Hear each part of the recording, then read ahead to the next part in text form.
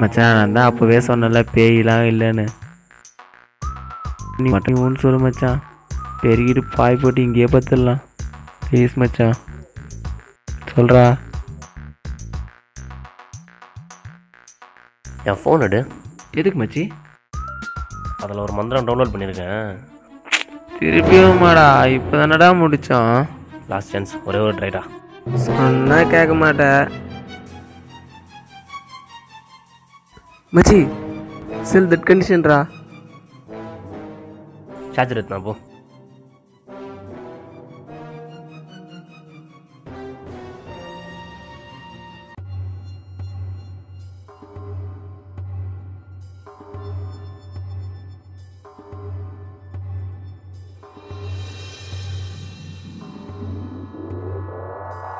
வச்சுட்டேங்க.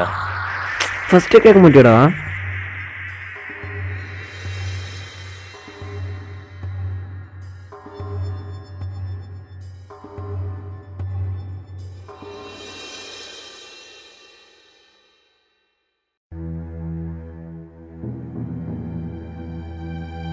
காதில்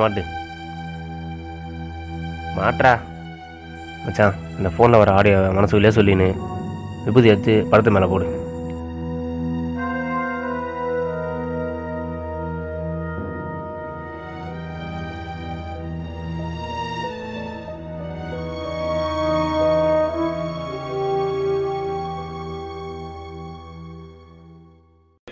अशरीरी आत्माओं की बाधा से मुक्ति पाने का मंत्र।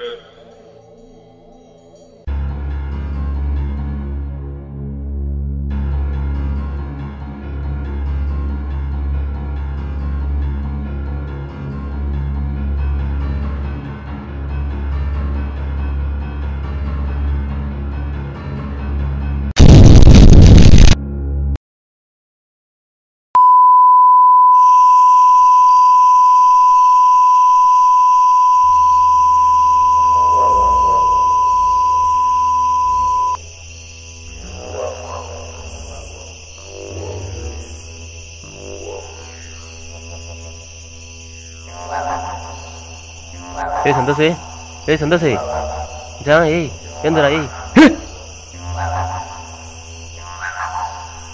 நம்ம எப்போ மச்சான் வெளியே வந்தோம்? ஏய் அதான்டா தெரில மச்சான். கடைசியாக அந்த கோலத்தில் இருக்கிற எலுமிச்சை பழம் வந்துச்சுல. நான் அப்பவே சொன்னலடா இதெல்லாம் வேணாம் வேணான்னு.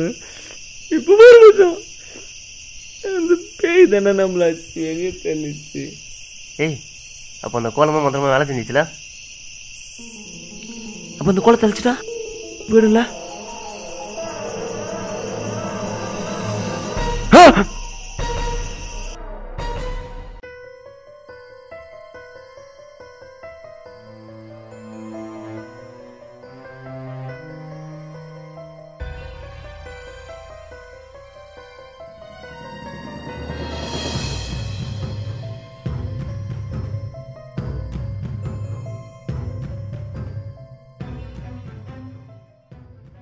மச்சான் நான் அப்பவே சொன்னல மச்சான், இப்போ பாடுறா 2 பேருமே செத்து கிடக்குறோண்டா பேய் அடிச்சு.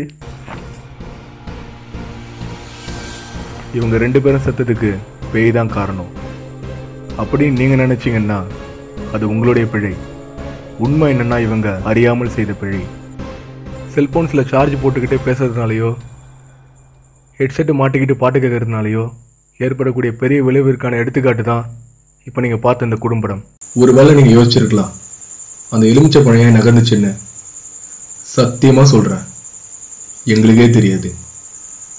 நன்றி, வணக்கம். சார்ஜர் இருக்குன்னு பெரியவங்களோ சிறியவர்களோ, ஏன்னா செல்போன் இல்லாமல் வாழ்ந்துடுறான். 2 கண்ணையும் அந்த குழந்தை இறந்துருக்கு. அதை ஒரு விழிப்புணர்வுக்காக தான் நாங்கள் இதை காமிக்கிறோம்.